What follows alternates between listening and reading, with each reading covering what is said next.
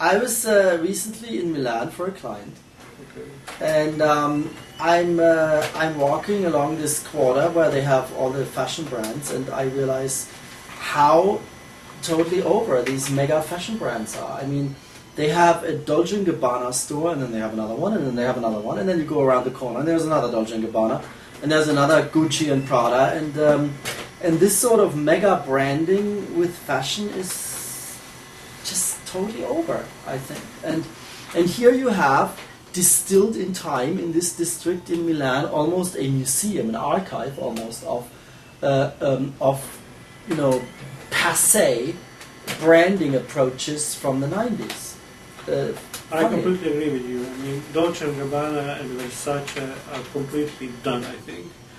And it's funny you should mention that they have stores all over the place, because our colleagues from up would argue in favor of game theorists would argue of putting stores everywhere you can to crowd the competitive space and block out the competition.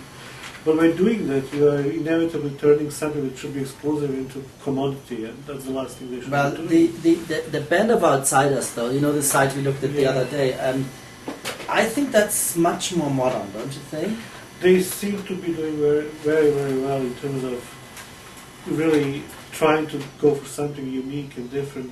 But I'm not sure I also fully agree with where they sell the clothes, like Barney's, Yeah. Barney's, I don't know, Barney's, Band of Outsiders and Barney's, sure the same first letter, but is there any other match? I don't It know. tells me more about the fact that the people in But I do love the people in Barney's are quite agile in finding a new talent. But but I must say I somehow I do like the brand. I mean, even if I don't fully agree with the Barney's sort of venture. But it's inevitable. It makes sense. I mean, okay, we have agreed that Band of Outsiders is cool, so by association it makes also Barney's cool, just the fact that they found it. Right. I gave them a platform. I mean, you cannot avoid certain necessities, certain rules of distributing your products. So there are not that many avenues. When I was having the same sort of conversation, one of the clients said, "But what does all of this have to do with Hegel?" With Hegel.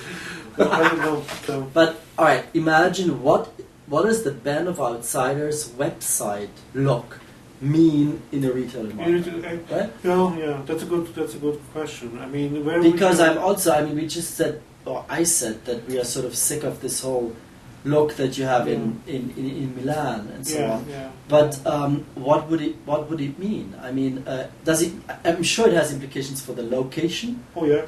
It has implications for how big the thing is, how long it lasts. Do you want the store to be there for years to come? Flagship store concept, or do you want it for a week or two? So think about location. I mean, if you look at those brands that are we call them done, and I think they're done. They're boring. They are oversexed in a bad 90s way. And if you look at their locations, it would be Madison Avenue in the 70s and the 60s, or West Broadway in Soho. So there is.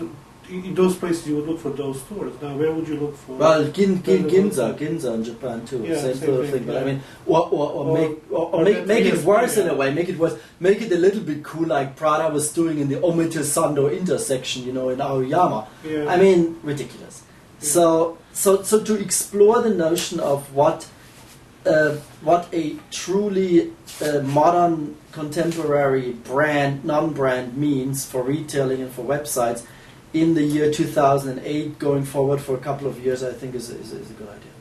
Yeah. Suppose Band of Outsiders is your client. What would you tell them? I mean, in terms of location? I would tell them don't go into retailing at all.